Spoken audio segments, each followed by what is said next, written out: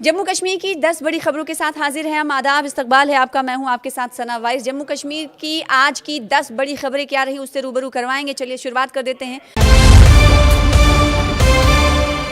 पहली खबर यह है कि उपराष्ट्रपति सीपी राधाकृष्णन जम्मू कश्मीर के अपने पहले दौरे पर श्रीनगर पहुंच गए हैं। एयरपोर्ट पर लेफ्टिनेंट गवर्नर मनोज सिन्हा और मुख्यमंत्री उमर अब्दुल्ला ने उनका स्वागत किया। राधाकृष्णन गुरुवार को कश्मीर यूनिवर्सिटी के 21वें दीक्षांत समारोह में चीफ गेस्ट होंगे, जहां वो पीएचडी स्कॉलर्स और दूसरे स्टूडेंट्स को सम्मानित करेंगे।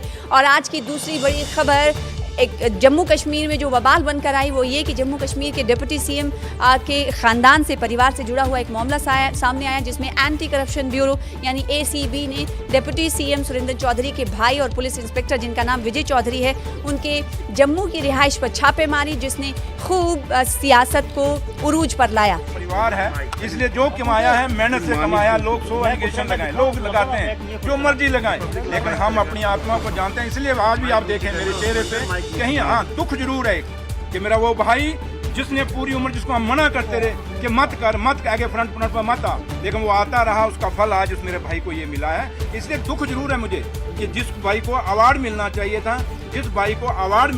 था, उसको प्रमोशन मिलनी चाहिए थी, उसको प्रमोशन को रोकने, क्योंकि इसकी फाइल आपको पता होगा दोबारा चली है, उस फाइल को रोकने के लिए, उस प्रमोशन की फाइल को रोकने के लिए जो लोग ऑफिसर जो काम करने वाले हैं उन पे काम के एलिगेशन किस पे लगते हैं? काम करने पर।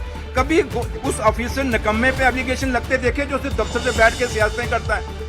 ये ऐसे निकम्मे ऑफिसर जो हैं ये साजिशें चलते हैं, लेकिन जो काम करने वाला ऑफिसर है कभी आपने देखा है उसको कि भाई उस पर एलिगेशन नहीं लगते? चाहे कोई भी लीडर होगा, चाहे भी कोई भी आदमी काम कर रहा है, और आप पत्रकार हैं, अगर आप अच्छा काम करेंगे आप पे भी एलिगेशन लगाएंगे। तो जो पत्रकार चमचागिरी करता रहेगा, सर इनके थ्रू आपको टारगेट किया जा रहा है, इनके थ्रू आपको टारगेट किया जा रहा है। कहा कि सुरेंद्र चौधरी अगर इनसे डरता होता तो शायद आपके सामने यहाँ खड़ा होकर अभी बोल कर न जाता। और तीसरी खबर, जम्मू के शहीदी चौक पर यूथ कांग्रेस और कांग्रेस के कार्यकर्ताओं ने मिलकर बड़ा विरोध प्रदर्शन किया। इन लोगों ने शहीदी चौक से रघुनाथ मंदिर तक एक विरोध रैली निकाली। लॉ कोई काम नहीं कर रहा है, देश में तानाशाही का कानून चल रहा है। देश में दो कानून हैं, एक कानून वो है जो भारतीय जनता पार्टी के लिए और एक कानून वो है जो विपक्ष के लिए है। परंतु मैं आपके माध्यम से बताना चाहता हूं, कांग्रेस पार्टी का एक एक कार्यकर्ता आज राहुल गांधी के बब्बर शेर सभी निडरता से खड़े हैं। एक चीज के लिए मैं मोदी जी को धन्यवाद करना चाहूंगा कि आपने प्रत्येक कांग्रेस के कार्यकर्ताओं के दिल से, जहन से डर निकाल दिया है। इसके लिए आपको सलाम करता हूं। आइए डालिए, हमें भी जेल में डालिए, जितने कांग्रेस के कार्यकर्ता जेल में डालें, परंतु आपकी देश विरोधी और युवा विरोधी नीतियों के खिलाफ हम इसी तरीके से लड़ते हैं। मैं समझता हूं प्रधानमंत्री साहब ने जो एआई का सबमिट किया, ये वाकया हुआ 20 तारीख को। बीजेपी को याद करा दूं, उनकी बड़ी शार्ट मेमोरी है कि 16 तारीख से 20 तारीख तक जब कार्यक्रम चल रहा था, पहले दिन ही बंद इंतजामी के चर्चे पूरी दुनिया में यहाँ पे हुए। बंद इंतजामी को लेके लोगों ने बड़े आरोप यहाँ पे लगाए और आईटी सेल के मिनिस्टर अश्विनी को माफी मांगनी पड़ी।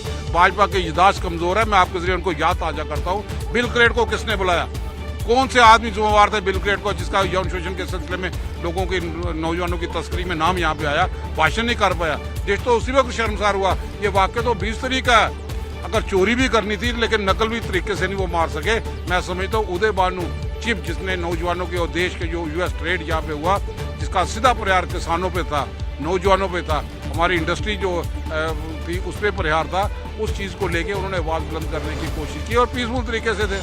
चौथी खबर, जम्मू के आईआईएम में केंद्रीय मंत्री डॉक्टर जितेंद्र सिंह से जुड़ी हुई है, जिन्होंने बायोलॉजिकल ब्लॉक रिसर्च लेबोरेटरी की नींव रखी। उन्होंने कहा कि पहली बार जम्मू में ग्रीन बिल्डिंग का ये कॉन्सेप्ट लाया जाएगा। इसके अलावा उन्होंने क्या कहा, पूरी तफसील देखिए। ये जहां हम खड़े हैं तो रेनोवेट हुई बिल्डिंग, ये पहले जंग पड़ा हुआ था, और साथ ही साथ एक स्टेट ऑफ द आर्ट नए ब्लॉक का शिलान्यास हुआ है। लगभग 55 करोड़ उसकी लागत रहेगी, 8000 स्क्वायर मीटर उसका कंस्ट्रक्टेड एरिया रहेगा, और मुझे लगता है कि जम्मू का वो पहला ग्रीन कंस्ट्रक्शन रहेगा। ये कॉन्सेप्ट हम दुनिया भर में और देश भर में उसको बढ़ावा दे रहे हैं। तो totally non fossil source of energy, वहाँ जो कन्वेंशनल बिजली वो इस्तेमाल नहीं होगी, रिन्यूएबल एनर्जी और दूसरे क्लीन सोर्सेज होंगे, जो भारत सरकार और मोदी जी की जो प्राथमिकता है उसके साथ जोड़ता है। अभी हाल ही में आपने देखा शांति एक्ट पास हुआ, जिसे पार्लियामेंट में मुझे ही लाने का अवसर मिला था, और उसके तहत हमने 100 गीगावाट का लक्ष्य रखा है। तो हम उस तरफ बढ़ावा करें और लोगों को प्रोत्साहित करें। मुझे लगता है कि ये जो अपनी तरह का पहला एक ग्रीन कंस्ट्रक्शन रहेगा जम्मू नगरी में, ये दूसरों के लिए भी रोल मॉडल रहेगा। फिर उसके बाद कठुआ में कृषि मंत्री जावेद अहमद राणा ने पेस्टिसाइड टेस्टिंग लेबोरेटरी का उद्घाटन किया। इस मौके पर उन्होंने सरकार की प्राथमिकताओं को गिनाया। हमारी ये भी कड़ी है, जब तक वो पूरा फ्लैज अलग नहीं हो पाता एनफोर्समेंट विंग, तब तक हमारा जो एग्रीकल्चर डिपार्टमेंट है, डायरेक्टरेट जो एग्रीकल्चर है, एनफोर्समेंट को साथ लेके तो ये सारी चीजें उनको देखेगा। सर कार्यकाल भी खत्म हो चुका है सर, तो मांग जो है वो चुनावों की कहीं ना कहीं डीडीसी लेक्चर और डीडीसी लेक्चर कल डीडीसी के वो डेट्स खत्म हो गए हैं। अब स्टेट इलेक्शन कमीशन उसकी नियुक्ति हुई है। अब बाकी कुछ इश्यूज है, जो बाकी जो फॉर्मेलिटीज होती है वो होने वाली है, वो हो रही है। जो ही वो कंप्लीट हो जाएंगी उसके बाद जो है पीआरआईज के इलेक्शन जरूर हो जाएंगे। तो इसके लिए इलेक्शन कमीशन कितना तैयार बैठी है? सारे लोग बैठे हैं तैयार, सारी पॉलिटिकल पार्टियां जहां जितनी भी हैं, और हम तो इस फेवर में है कि ग्रास रूट डेमोक्रेसी होनी चाहिए। लोकल गवर्नेंस बहुत जरूरी होता है, ताकि जो लोकल गवर्नेंस के जो इश्यू होते हैं, सरपंच पंच बीडीसीज, ये होना बहुत जरूरी है, ताकि लोगों के जो मसले हैं ये ग्रास रूट लेवल पे ये हल करें। आज सर मुख्यमंत्री के भाई के घर पर भी रेड हुई है, किस तरह देखते हैं सर? मैंने अभी मुझे किसी ने बताया, मुझे पूरी जानकारी नहीं है। मैं कोशिश करूंगा कि जानकारी हासिल करने की, क्या हुआ है, कैसे हुआ है, उसके बाद मैं कुछ कह सकता हूँ। फिर छठी खबर ये है कि जम्मू कश्मीर और लद्दाख हाई कोर्ट ने जम्मू विंग के लिए होली की छुट्टी का दिन बदल दिया है। अब पहले से तय 3 मार्च की जगह 4 मार्च यानी बुधवार को होली की छुट्टी मनाई जाएगी। Registrar general M.K. शर्मा ने इसे लेकर नोटिफिकेशन भी जारी कर दिया है। 7वीं खबर पुंछ के गनी जंगल और इलाके से आई, जहां पर सेना और SOG की तरफ से संयुक्त कार्रवाई में आतंकवादियों के लिए ठिकाने का भांडाफोड़ किया गया है। सुरक्षा बलों ने तलाशी के दौरान तकरीबन 4.5 किलो का एक IED बरामद किया है। 8वीं खबर यह है कि श्रीनगर में पुलिस ने सुरक्षा बलों के साथ मिलकर एक रिवर फ्रंट पर चेकिंग अभियान चलाया। खासकर श्रीनगर में हाउस बोट की चेकिंग की, और वाइस प्रेसिडेंट CP राधाकृष्णन के दौरे के मद्देनजर ये चेकिंग अभियान काफी अहम मानी जा रही है।